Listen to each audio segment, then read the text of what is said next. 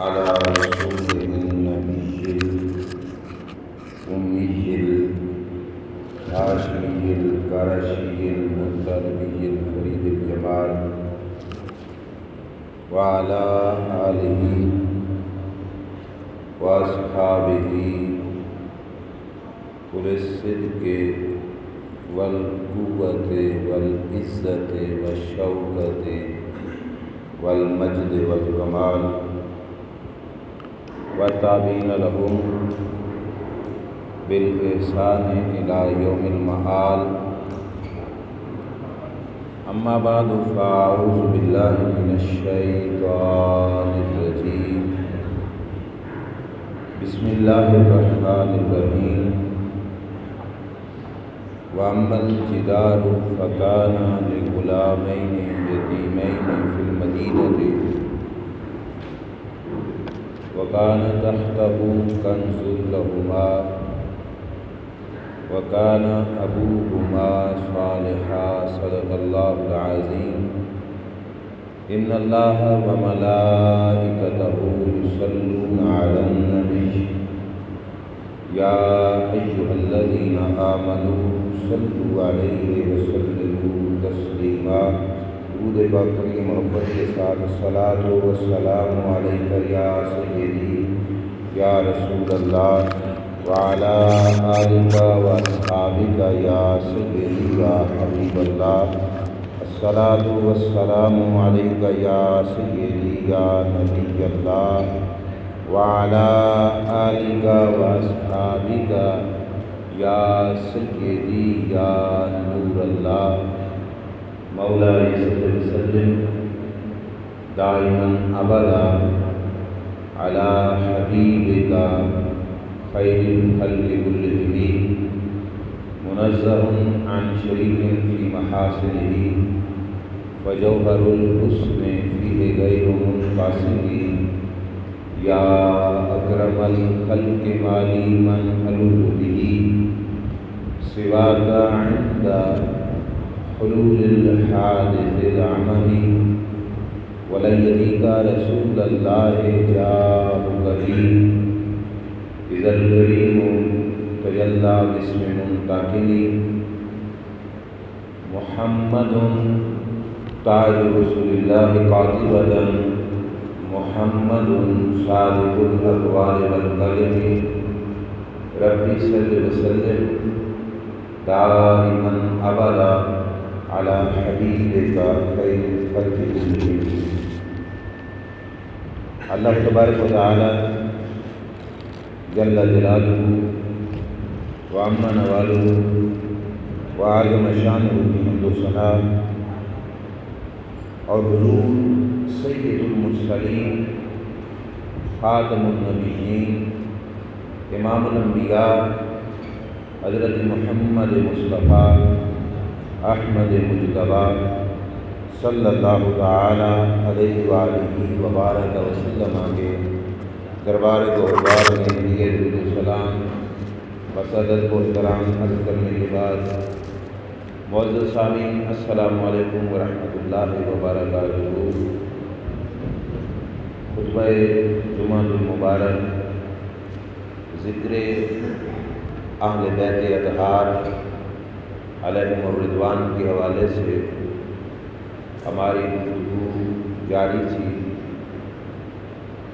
پچھلے 2 جمعہ سے ہم نے اہل بیت اطہار کا ذکر شروع کیا. لاسٹ جمعہ پر حسنین کریمین طیبین طاہرین کی ولادت پاک اور سیدنا مولا حسن رضی اللہ تعالی عنہ کی انتہائی مختصر سیرت پاک اور آپ کا وصال شریف اور شہادت پاک اس کا ذکر ہوا.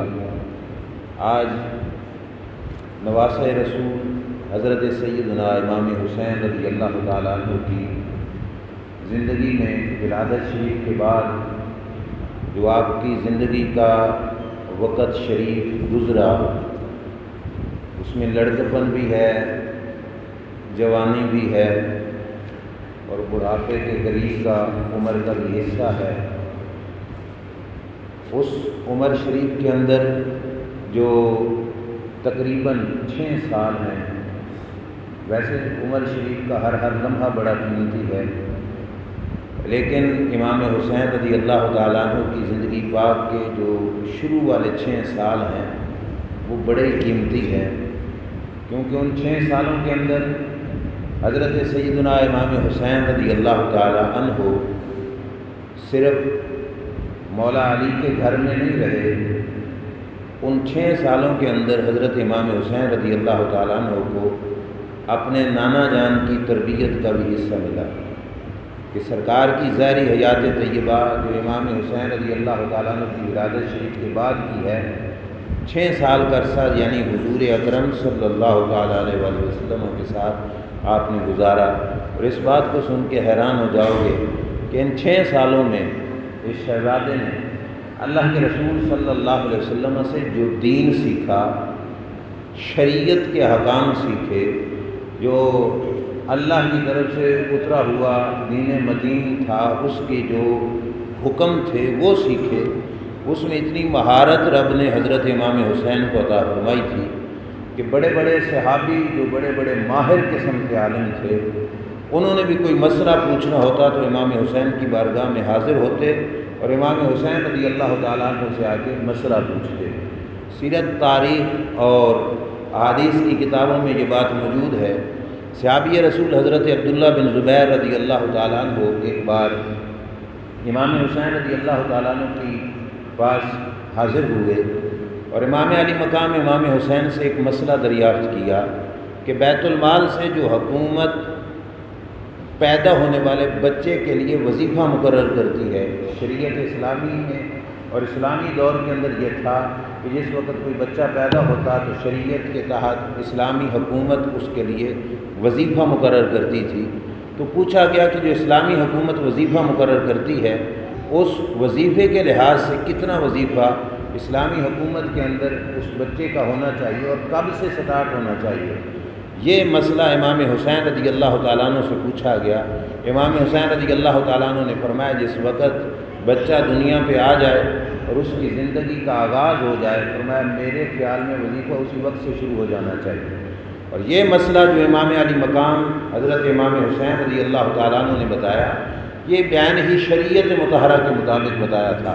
امام علی مقام امام حسین رضی اللہ تعالیٰ عنہ کا شریعت کے ساتھ جو لنک اور تعلق ہے وہ آپ اس بات سے سمجھ سکتے ہیں کہ 6 سال سرکار کے ساتھ گزار رہے ہیں اور 6 سالوں کے اندر شریعت اتنی پڑھ لی، دین متین کو اتنا زیادہ سمجھ لیا کہ بڑے بڑے صحابہ کو بھی دین سمجھانے کے لیے، سمجھنے کے لیے امام حسین رضی اللہ تعالیٰ عنہ کے پاس آنا پڑتا تھا اور امام حسین رضی اللہ تعالیٰ عنہ ان کو بتایا کرتے تھے۔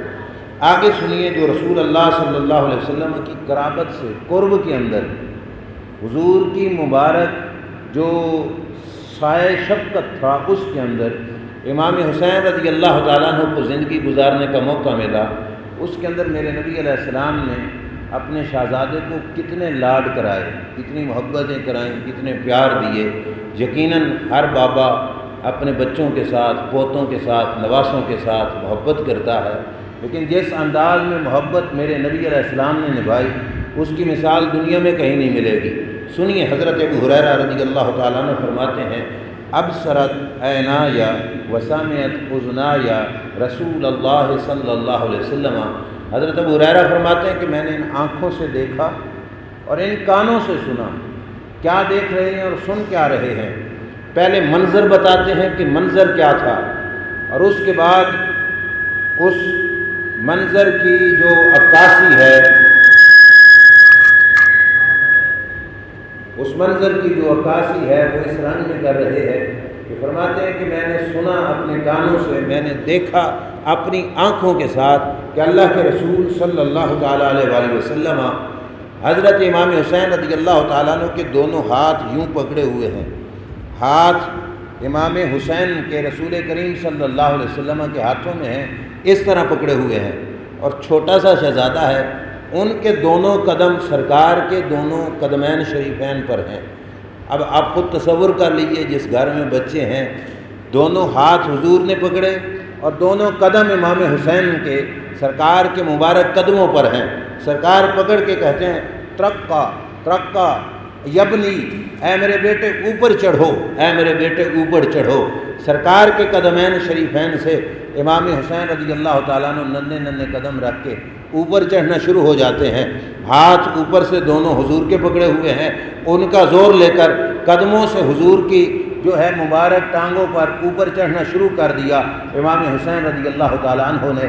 اب حضرت ابو ہریرہ رضی اللہ تعالیٰ عنہ فرماتے ہیں حتی وضع قدمیہ علی صدر رسول اللہ صلی اللہ علیہ وسلم، یہ صورت بنتے بنتے یہاں تک پہنچی کہ سرکار کے سینہ اقدس تک حسین پاک پہنچ گئے۔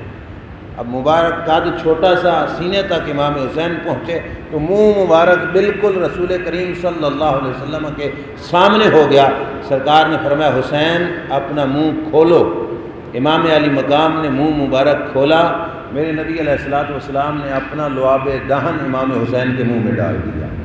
یعنی اتنی محبت، اور اس موقع پر اللہ کے رسول صلی اللہ علیہ وسلم اپنے نواسے کو چومنے لگ گئے اور چوم چوم کر فرماتے ہیں اللہم احبہ فانی احبہ، یا اللہ تو میرے اس بیٹے سے پیار کر کیونکہ میں بھی اپنے اس بیٹے سے پیار کرتا ہوں۔ اب رسول کریم صلی اللہ تعالیٰ علیہ وسلم کے یہ الفاظ مختلف روایتوں میں ہیں، تھوڑا سا ترتیب میں فرق ہے۔ کہیں یوں فرماتے ہیں یا اللہ میں اس سے پیار کرتا ہوں تو بھی اس سے پیار کر، یہاں پہ الفاظ پہلے یہ ہیں کہ یا اللہ تو اس سے پیار کر کیونکہ میں اس سے پیار کرتا ہوں۔ اب یہ حوالہ اپنی محبت کا دینے کی وجہ یہ تھی کہ اللہ تعالیٰ نے رسول کریم صلی اللہ علیہ وسلم کو اپنا محبوب فرمایا تھا، اور جو محبوبوں کا محبوب ہوتا ہے وہ بھی محبوب ہوتا ہے۔ تو سرکار فرماتے ہیں یا اللہ میں حسین سے محبت کرتا ہوں اور ہوں تیرا حبیب، اور محبت کے لیے یہ ایک طریقہ کار ہے، محبت کا ایک دستور ہے، محبت کا ایک قانون ہے کہ یاروں کے یار بھی اچھے لگتے ہیں۔ یا اللہ میں تیرا محبوب ہوں اور حسین سے میں بھی پیار کرتا ہوں، لہٰذا اس محبت کے تقاضے کے تحت یا اللہ پھر جیسے تو مجھ سے پیار کرتا ہے میرے حسین سے بھی پیار کرنا۔ حضرت امام علی مقام امام حسین رضی اللہ تعالی عنہ رسول کریم صلی اللہ تعالیٰ علیہ وسلم کی میت میں رہے اور اللہ کے پیارے محبوب صلی اللہ علیہ وسلم نے بڑا نوازا، کتابوں کے اندر موجود ہے۔ ایک دفعہ حضور کے اپنے صاحبزادے سرکار کے اپنے بیٹے جن کا نام تھا حضرت ابراہیم رضی اللہ تعالیٰ عنہ، سرکار کے بیٹے ہوئے لیکن بچپن کے اندر ان بچوں کا وصال ہو گیا تھا۔ اس میں حکمت تھی کہ اللہ کریم جل شانہ نے سرکار کے سر پہ ختم نبوت کا تاج سجانا تھا۔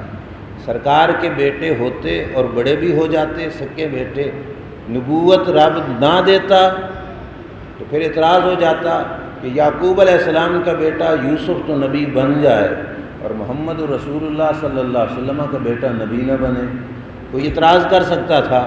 اور اگر نبوت رب دے دیتا تو پھر اعتراض ہو جاتا کہ اللہ نے حضور کے سر پہ ختم نبوت کا تاج سجایا ہے تو پھر خاتم النبیین صلی اللہ علیہ وسلم آپ کیسے رہتے؟ اس واسطے بچپن کے اندر نبی اکرم صلی اللہ تعالیٰ علیہ وسلم کے جتنے شہزادے تھے ان کا وصال ہوا۔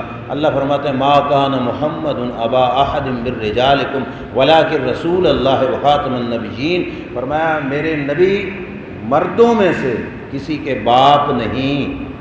ایک ہوتا ہے مرد اور ایک ہوتا ہے بچہ، وہ بچپن میں ہی فوت ہو گئے، مردانگی کی عمر تک تو پہنچے ہی نہیں کہ اس وقت ان کے لیے لفظ مرد کا استعمال کیا جائے، بچپن میں فوت ہو گئے۔ فرمایا مردوں میں سے کسی کے باپ نہیں، ولیکن رسول اللہ وخاتم النبیین، ہاں اللہ کے رسول بھی ہیں اور خاتم النبیین پیغمبر بھی ہیں صلی اللہ علیہ وسلم۔ سرکار نے اپنا ایک بیٹا حضرت ابراہیم اپنے ایک جو ہے گودی کی ایک طرف بٹھایا ہے اور امام حسین رضی اللہ تعالیٰ عنہ کو میرے نبی علیہ السلام نے اپنی گودی میں دوسری طرف بٹھایا ہوا ہے۔ ایک بیٹا ہے سگا اور دوسرا بھی بیٹا ہے، بیٹی کا بیٹا ہے تو نواسا ہے، وہ بھی بیٹا ہے۔ میرے نبی علیہ السلام یہ دونوں کو پکڑ کے دبا بھی رہے ہیں اور ساتھ ساتھ دونوں کو چوم بھی رہے ہیں اور محبت کے ساتھ سرکار دونوں کے بوسے بھی لے رہے ہیں اور دونوں کے ساتھ اظہار محبت کر رہے ہیں۔ میرے نبی علیہ السلام کے پاس جبریل حاضر خدمت ہوا، آ کے عرض کرتے ہیں یا رسول اللہ صلی اللہ علیہ وسلم یہ جوڑی ہمیشہ اکٹھی نہیں رہے گی، یہ جوڑی جوڑی نہیں رہے گی، ان میں سے ایک دوسرے سے جدا ہونا ہے۔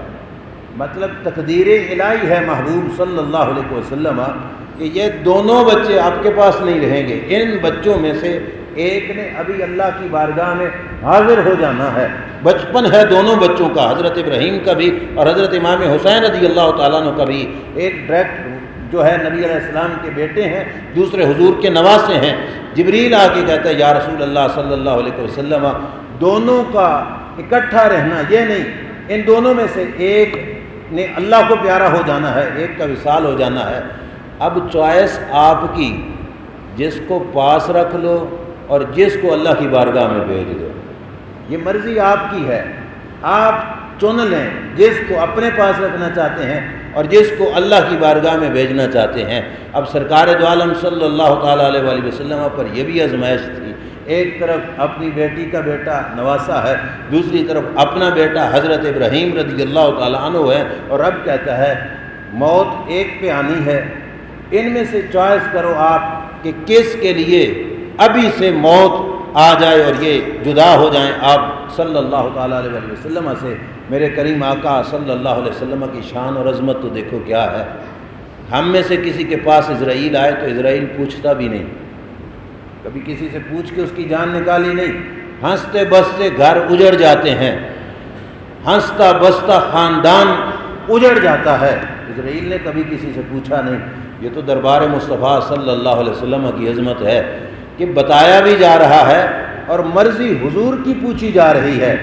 آقا جو مرضی آپ کی اسی کے مطابق عمل کیا جائے گا، آپ بتاؤ کہ دونوں میں سے کس کا وصال ہو جائے۔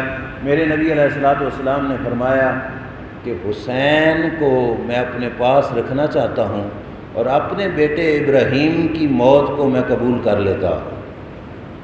بہت بڑے جگرے کی بات ہے، اپنا سکا بیٹا اللہ کی بارگاہ میں پیش کر دیا کہ یہ فوت ہو جائے، لیکن حسین کو میں جدا نہیں ہونے دیتا۔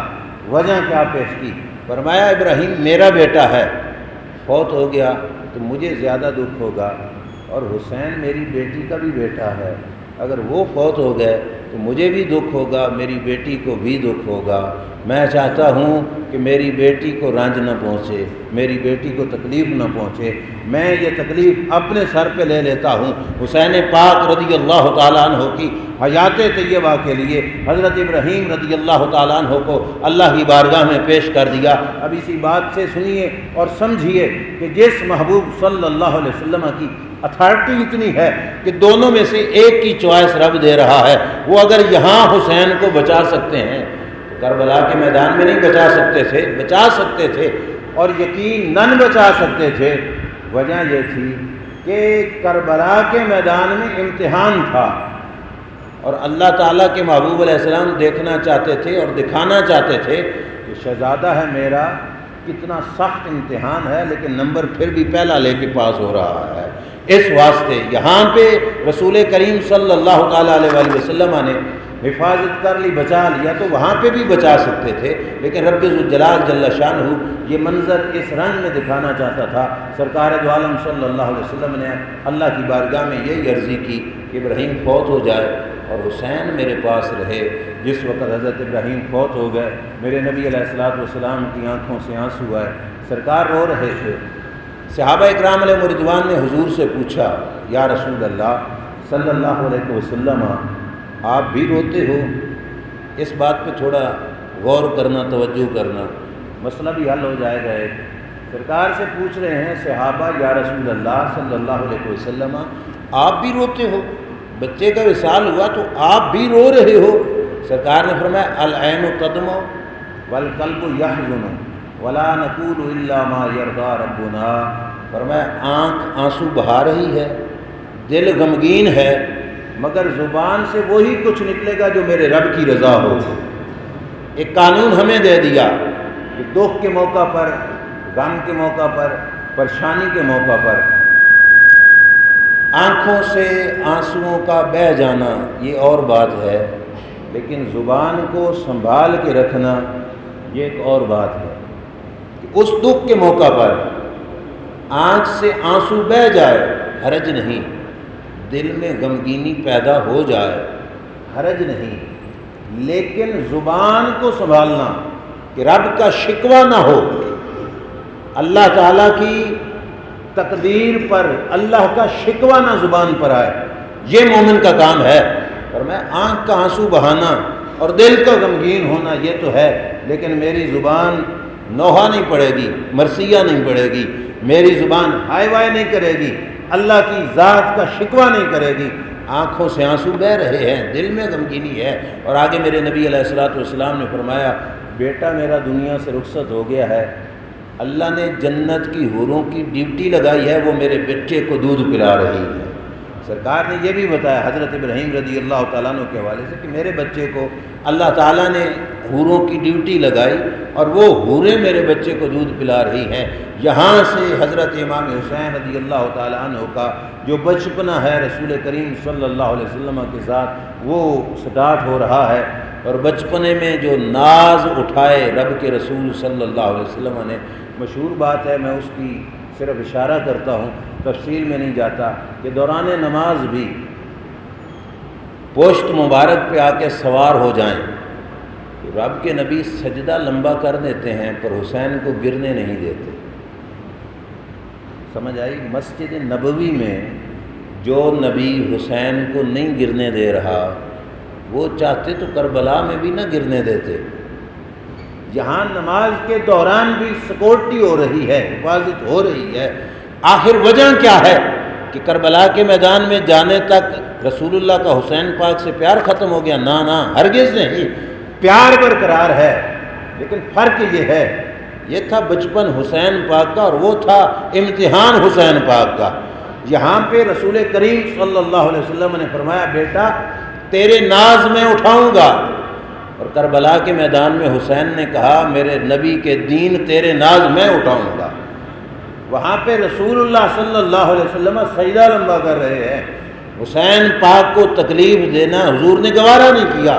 اور پھر اس سے بھی بڑی بات، یہ جو خطبہ ہے جمعہ شریف کا ہو، اس کی اہمیت اور اس کی ضرورت اور اس کی شریعت کی نگاہ میں اہمیت کتنی ہے۔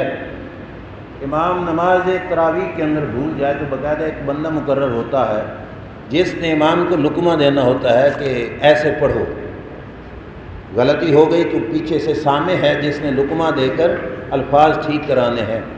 فرض نماز میں لقمہ سامع نہیں دے سکتا، اور خطبے کے دوران اگر خطبہ پڑھنے والا قرآن کی آیت یا کہیں سے بھول جائے، بیٹھنے والوں میں سے کسی کو شریعت اجازت نہیں دیتی کہ وہ بول کر اسے لقمہ دے اور اس کی آیت بھی ٹھیک کروائے۔ توجہ سے مسئلہ سمجھنا، مطلب خطبے کی اہمیت اتنی زیادہ ہے، آپ اپنے ساتھ بیٹھنے والے شخص کو بھی یوں نہیں کہہ سکتے بھائی سیدھا ہو کے بیٹھ۔ جس وقت خطبہ سٹارٹ ہو جائے تو خطبہ سننا خاموشی کے ساتھ، یہ فرض ہے۔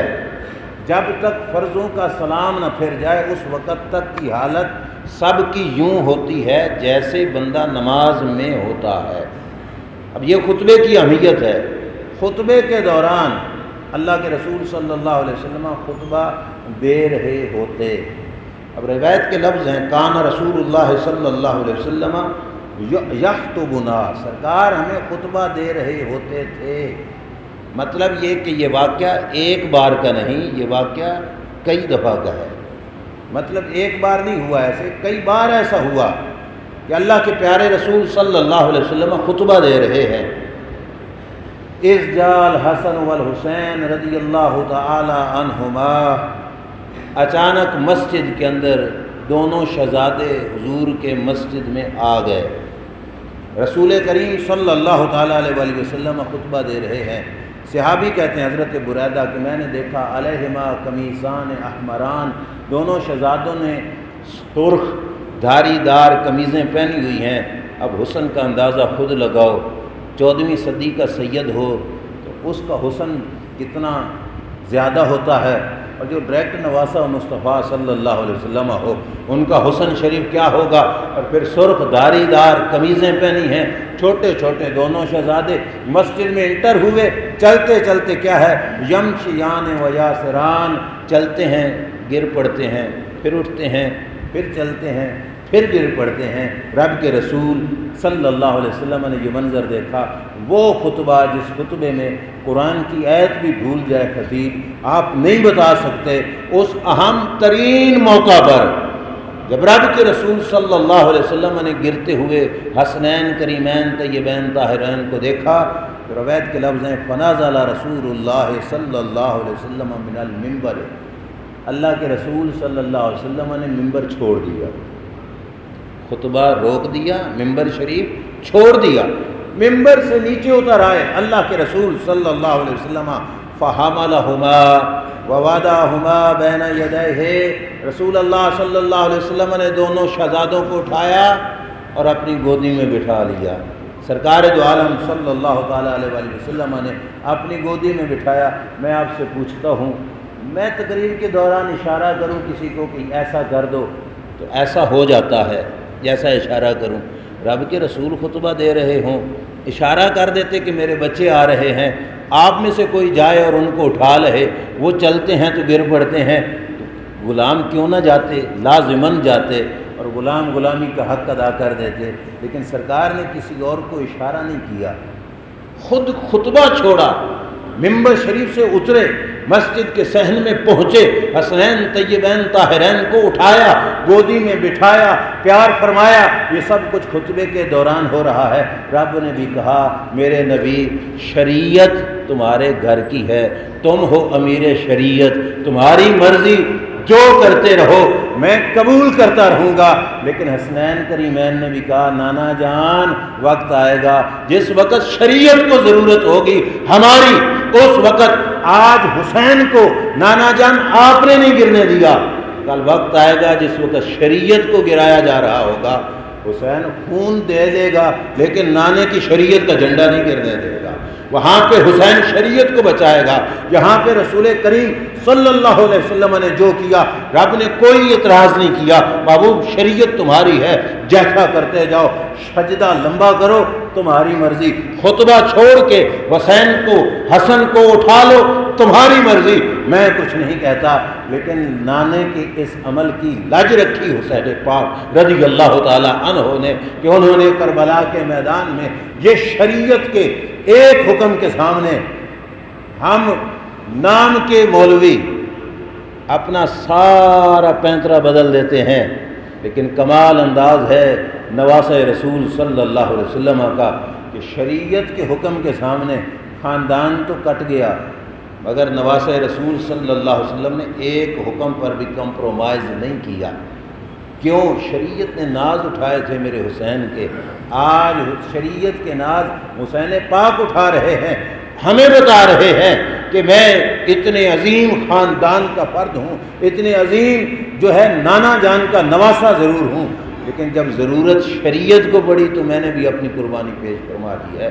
میرے نبی علیہ السلام نے نواسوں کو اٹھایا، اپنی جھولی میں بٹھایا، آگے سنیے، سرکار نے جھولی میں بٹھا کے پڑھا صدق اللہ انما اموالکم واولادکم فتنہ، جھولی میں بٹھا کے فرمایا سچ کہا میرے رب نے کہ بے شک تمہارا مال اور تمہاری اولاد تمہارے لیے آزمائش ہے، یہ تھی میری اولاد اور اس آزمائش میں مجھ سے صبر نہ ہو سکا، فرمایا خطبہ چھوڑ کے میں نے اپنے بچوں کو گرتے ہوئے اٹھایا ہے اور اپنی گودی میں بٹھایا ہے۔ اللہ کریم نے اولاد کو ہمارے لیے آزمائش بنایا ہے۔ میرے کریم آقا صلی اللہ تعالیٰ علیہ وآلہ وسلم کا ان دونوں شہزادوں کے ساتھ یہ پیار تھا، اور یہ ان دونوں حضرات کی زندگی کا وہ حصہ ہے جو رسول کریم صلی اللہ تعالیٰ علیہ وآلہ وسلم کی حیات طیبہ میں حضور علیہ الصلوۃ والسلام کی میت کے اندر گزر رہا ہے۔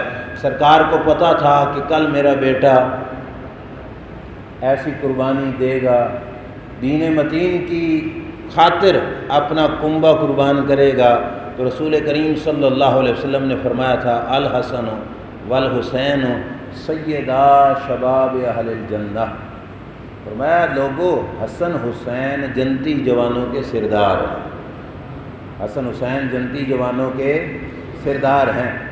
اس روایت کو آپ نے کئی بار سنا ہوگا، میں ایک اور رنگ میں آپ کے سامنے رکھنا چاہتا ہوں۔ اللہ تبارک و تعالیٰ قرآن میں ارشاد فرماتا ہے ان اللہ اشترى من المؤمنین انفسهم واموالهم بان لهم الجنہ۔ توجہ رکھنا، قرآن کی آیت ہے، اللہ فرماتے ہیں ان اللہ اشترا، اللہ نے خرید لیا، اللہ نے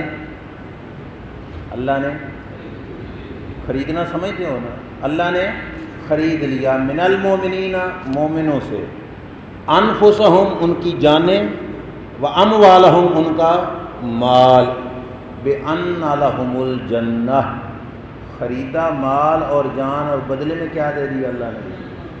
بدلے میں کیا دیا؟ جنت دے دی۔ اب لیا اللہ نے کیا؟ مومن کی جان بھی، مومن کا مال بھی، بدلے میں کیا دے دیا؟ جنت۔ کئی مسئلے ہیں، حل ہوں گے اور پتہ چلے گا کہ عظمت حسین پاک کیا ہے۔ آپ نے کوئی چیز خریدنی ہو، آپ یہ بتاؤ جو چیز خریدی جا رہی ہے وہ بندے کے لیے زیادہ اہم ہوتی ہے یا جو بدلے میں دی جا رہی ہوتی ہے وہ زیادہ اہم ہوتی ہے؟ بولیے۔ جو خریدی جا رہی ہوتی ہے وہ زیادہ اہم ہوتی ہے۔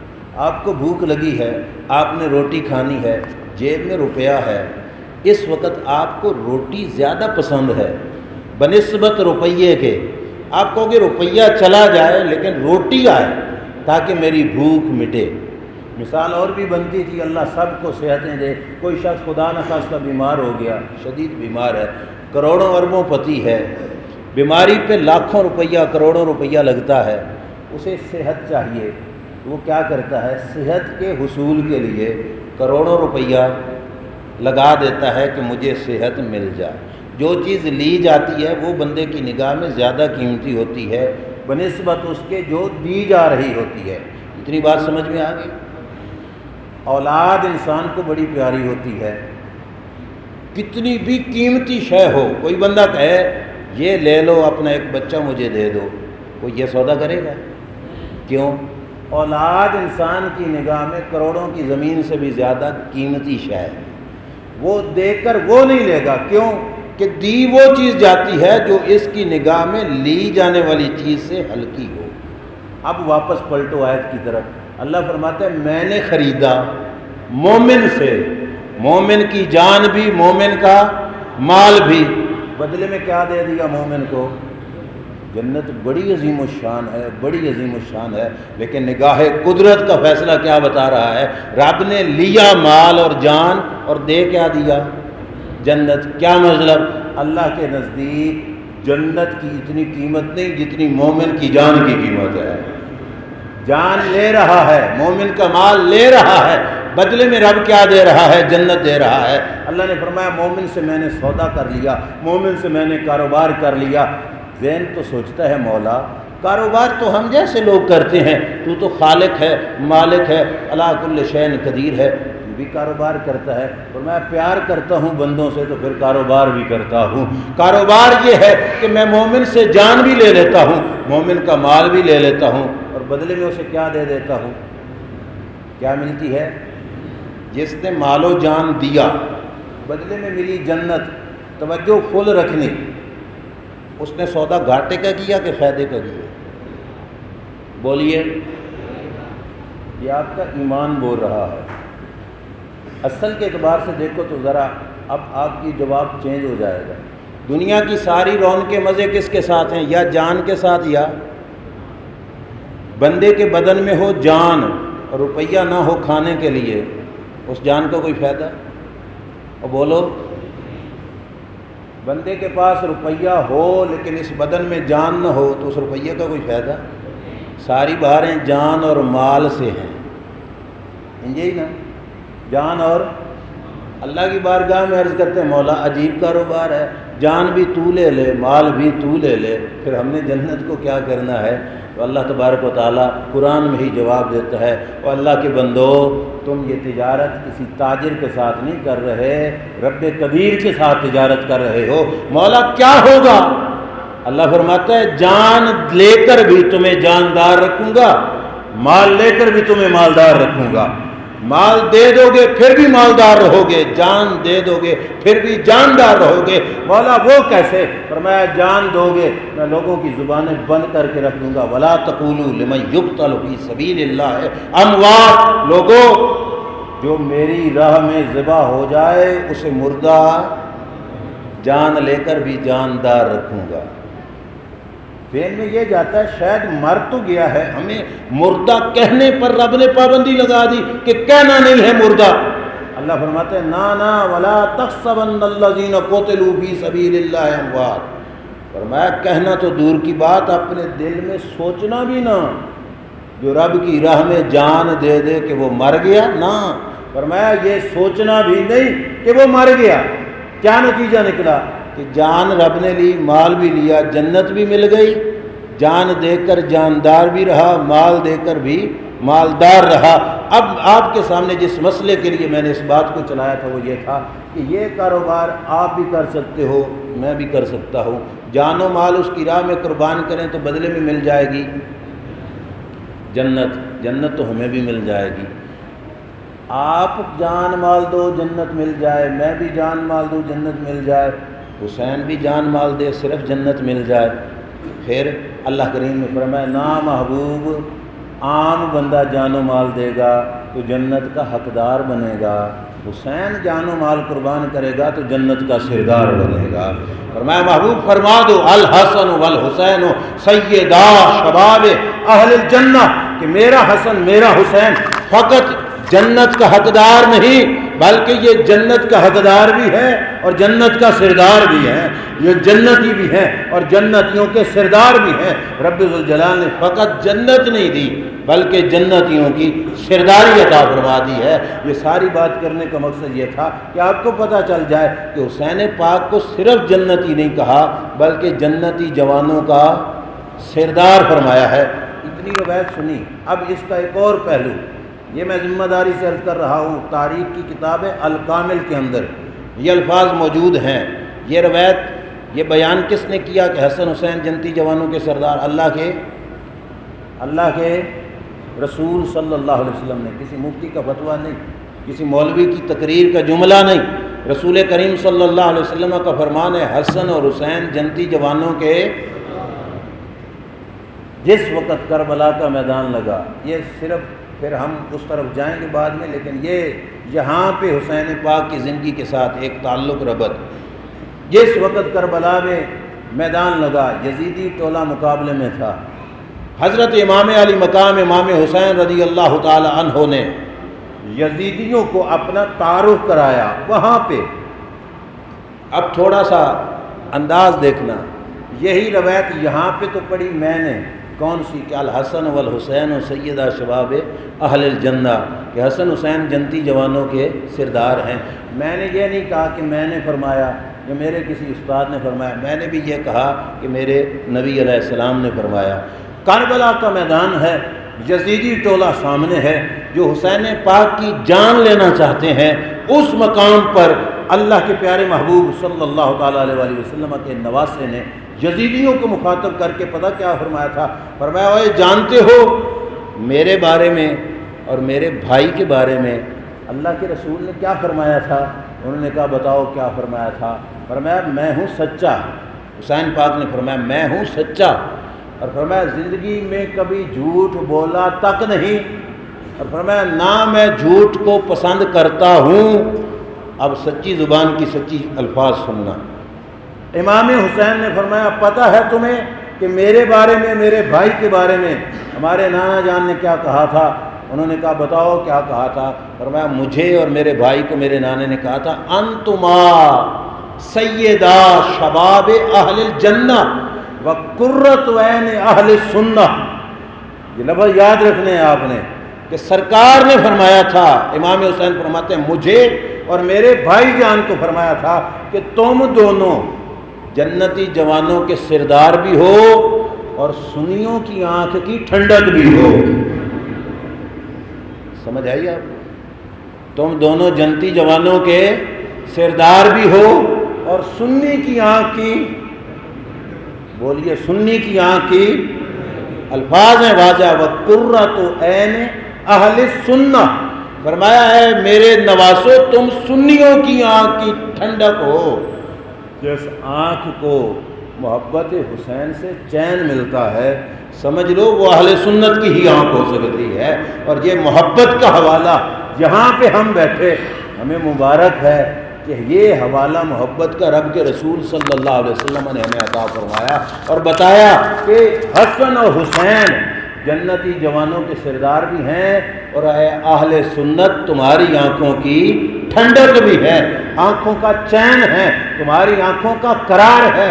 حسن اور حسین رضی اللہ تعالیٰ عنہما، یہ میرے کریم آقا صلی اللہ تعالیٰ علیہ وآلہ وسلم اپنے دونوں شہزادوں کے حوالے سے ہمیں جو راہ دی اس کے حوالے سے نبی کریم علیہ الصلوۃ والسلام نے ارشاد فرمایا، 6 سال کی ننھی سی عمر تھی امام علی مقام کی، کہ آپ کے سر سے جو سب سے بڑا شفیق سایہ تھا، محبتوں والا سایہ تھا، نبی الانبیاء سید المرسلین خاتم النبیین صلی اللہ علیہ وسلم کا وہ اٹھ گیا۔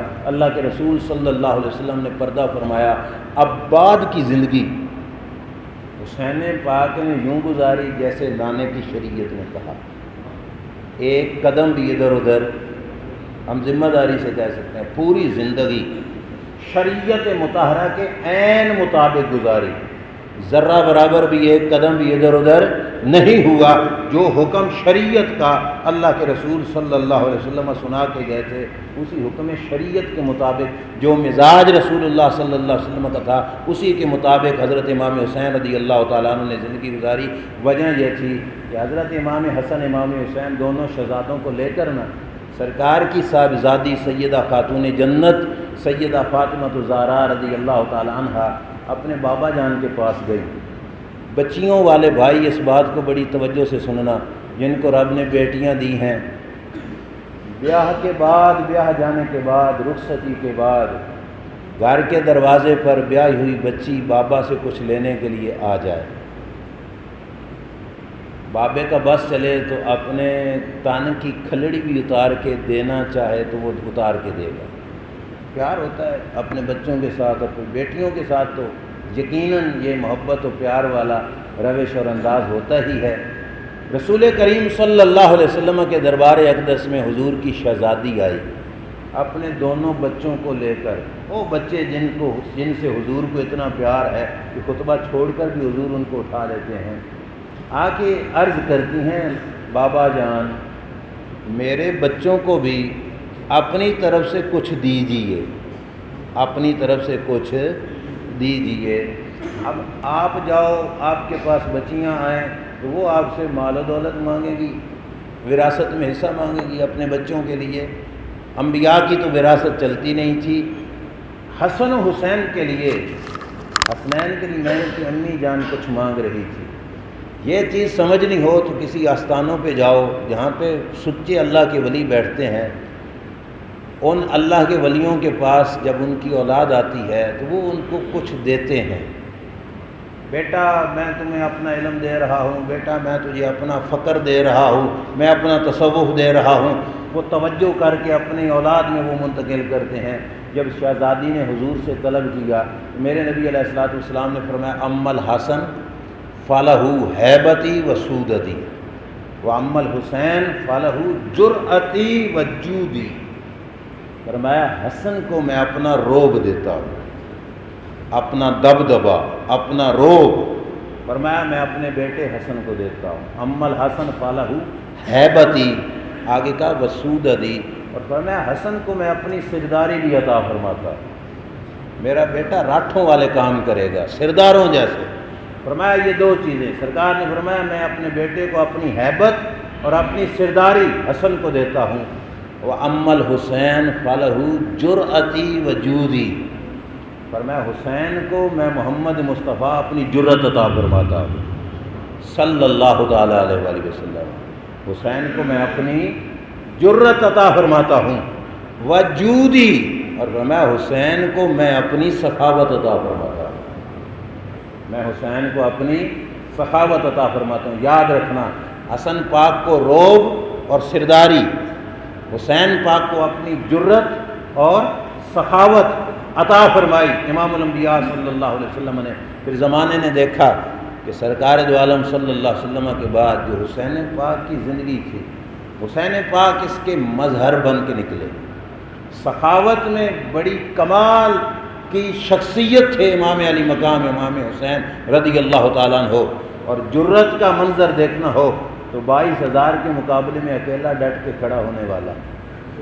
یہ یقیناً جرأت مصطفیٰ کا کمال تھا کہ 22,000 کے سامنے علی کا شہزادہ اکیلا ڈٹ کے کھڑا ہو گیا۔ یہ حضور علیہ السلام کی اس عطا کا فیضان تھا۔ اور سخاوت، وہ بعد میں عرض کروں گا، سخاوت کی ایک دو باتیں سن لیجئے۔ امام علی مقام امام حسین رضی اللہ تعالیٰ عنہ کے پاس ڈھیر سارا نذرانہ آیا کہیں سے، اپنے ساتھیوں سے کہا مسجد میں ڈھیر لگاؤ، اور انتظار میں بیٹھ گئے کوئی محتاج آئے جس کی خدمت میں ہم یہ سب کچھ پیش کریں۔ امام علی مقام انتظار کر رہے ہیں، تھوڑی دیر کے بعد ایک محتاج آیا، امام علی مقام نے سب کچھ اٹھا کے اسے دے دیا، سکیوں کا گھرانہ سارا کچھ اٹھا کے امام علی مقام نے اسے دے دیا۔ ساتھیوں نے کہا حضور آپ کے مبارک کپڑے، لباس شریف وہ ضعیف ہو چکا ہے، پھٹ چکا ہے، آپ اپنا لباس تو لے لیتے، سارا کچھ ہی باہر دے دیا۔ فرمایا ہمیں دنیا کی نعمتیں اور دنیا کی رونقیں اور دنیا کے مزے نہیں، اللہ نے ہمیں یہ سب کچھ آخرت میں عطا فرمایا۔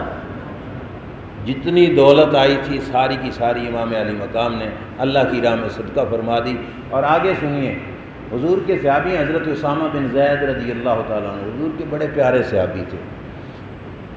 یہ سرکار کا ایک انداز محبت ہے، حضور کے جس غلام سے پوچھا جائے نا تو وہ یہی کہے گا کہ سرکار کو مجھ سے بڑا ہی پیار تھا، ہر ایک کے ساتھ حضور کی بڑی محبت، پیار، شفقت والا انداز، جس کو دیکھو گے ایک نکھرا ہوا رنگ ہی نظر آئے گا۔ یہ بیٹے تھے حضرت زید رضی اللہ تعالیٰ عنہ کے، اور حضرت زید وہ ہیں جو سرکار کے خادم تھے، منہ بولے بیٹا سرکار نے ان کو بنایا تھا۔ حضرت خدیجہ کی طرف سے یہ گفٹ آیا تھا حضور علیہ السلام کے پاس، ان کے بابا جان بعد میں لینے کے لیے آئے تھے، اور انہوں نے کہا تھا نہ ابا جی تمہارے ساتھ میں نہیں آتا، میں رسول اللہ کا نوکر بن کے زندگی گزاروں گا۔ یہ حضرت زید کے بیٹے تھے اسامہ بن زید رضی اللہ تعالیٰ عنہ، رنگ مبارک سانولا تھا لیکن رسول اللہ کو ان سے بڑا پیار تھا۔ حضرت عائشہ صدیقہ رضی اللہ تعالیٰ عنہ فرماتی ہیں کبھی کبھی اللہ کے رسول صلی اللہ علیہ وسلم اپنے مبارک ہاتھوں سے حضرت اسامہ بن زید کا ناک بھی صاف فرما دیتے تھے۔ ستاروں کے اندر یہ رنگ اور کہیں بھی نظر نہیں آئے گا، یہ محبتیں فقط بانٹی ہیں تو رب کے رسول نے بانٹی۔ سرکار اس طرح محبت فرماتے تھے۔ اور پھر یہی اسامہ بن زید رضی اللہ تعالیٰ عنہ بیمار ہو گئے، امام علی مقام امام حسین رضی اللہ تعالیٰ عنہ ان کی عیادت کے لیے ان کے گھر تشریف لے کے گئے، شدید بیماری کے عالم میں ہیں، اور منہ پہ الفاظ ہیں حضرت اسامہ بن زید کے، افسوس افسوس افسوس، یہ الفاظ ہیں۔ حضرت اسامہ بن زید رضی اللہ تعالیٰ عنہ افسوس کر رہے ہیں، امام علی مقام امام حسین رضی اللہ تعالیٰ عنہ گئے۔ یہ ہے مشکل کشا کا بیٹا، غیر فرمایا وہ مشکل کیا بن گئی جس پر افسوس کر رہے ہو، کیا مسئلہ ہے تمہیں؟ اسامہ بن زید نے کہا شدید بیماری میں ہوں، میرے سر پہ قرضہ بہت ہے، ڈر لگ رہا ہے کہیں موت آ گئی تو میرے قرضے کا کیا بنے گا۔ امام علی مقام امام حسین نے فرمایا فکر نہ کرو، فکر نہ کرو، تمہارا قرضہ علی کا بیٹا حسین ادا کر دے گا رضی اللہ تعالی عنہما۔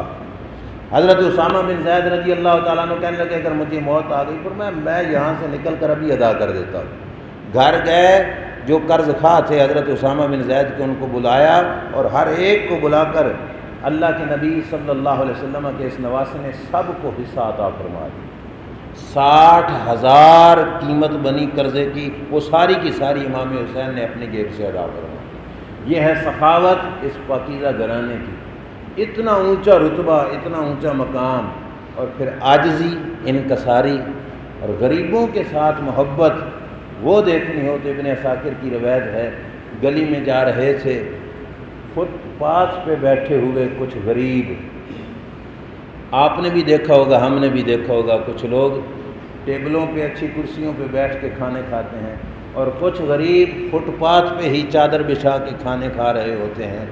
امام حسین رضی اللہ تعالیٰ عنہ گلی سے گزر رہے تھے، کچھ غریب بیٹھے تھے جو فٹ پاتھ پہ انہوں نے دسترخوان بچھایا اور کھانا کھا رہے تھے۔ اللہ کے نبی صلی اللہ علیہ وسلم کے نواسے ان کے پاس سے گزرے، بظاہر غریب تھے لیکن دل کے امیر تھے، دل میں محبت تھی حسین پاک رضی اللہ تعالیٰ عنہ کی۔ جب حسین پاک رضی اللہ تعالیٰ عنہ کو پاس سے گزرتے ہوئے دیکھا تو دوڑ کے اٹھے اور امام علی مقام امام حسین رضی اللہ تعالیٰ عنہ کے پاس گئے، اور پاس جا کے کہتے ہیں حضور ہماری دعوت قبول فرماؤ۔ حضور ہماری دعوت قبول فرماؤ۔ ہم سے تو کوئی دعوت کے لیے 15 دن پہلے ٹائم لے، پھر ہم 100 نخروں سے اس کی دعوت کو قبول کریں۔ ہماری کیا حیثیت حسین پاک رضی اللہ تعالیٰ عنہ کے سامنے۔ راہ جاتے ہوئے غریب روک کے کہہ رہے ہیں حضور ہماری دعوت قبول فرماؤ۔ فرمایا چلو میں تمہارے ساتھ آتا ہوں۔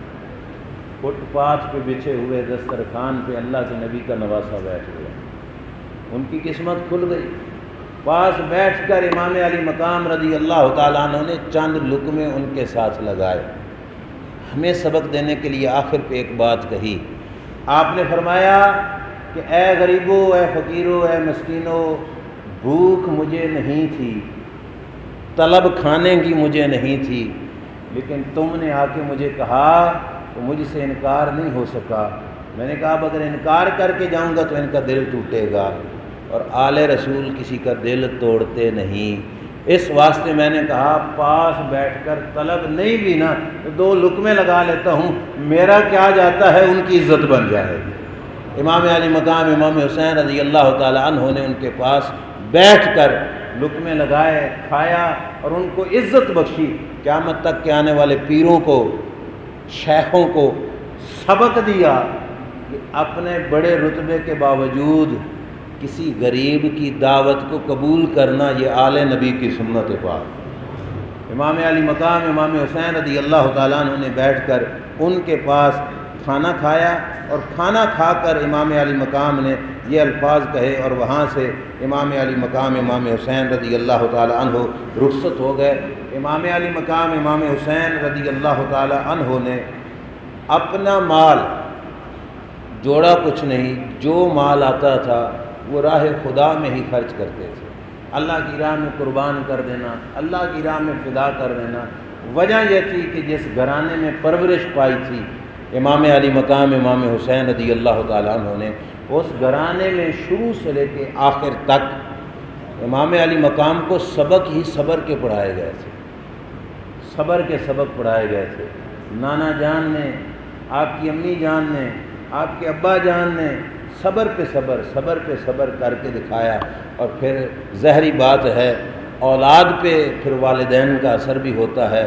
یقیناً حسین با کمال ہیں، لیکن حسین جتنے بھی با کمال ہیں، سلام تو ہے اس گھرانے کو جس گھرانے نے حسین جیسا شہزادہ پال کے زمانے کو عطا فرمایا۔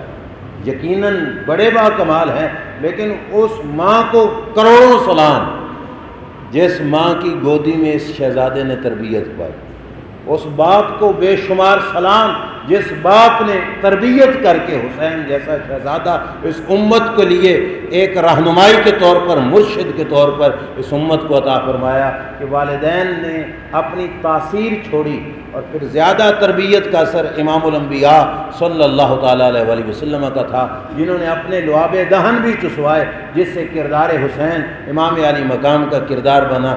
کیوں نہ ہو اگر بابا فرید کی ماں وضو کر کے فرید کو دودھ پلائے، وہ گنجے شکر بن جاتا ہے، اور اگر رسول اللہ کی بیٹی فاطمہ اپنے نواسے کو اپنا پاک شیر پلائے تو وہ کیوں نہیں حسین بن سکتا؟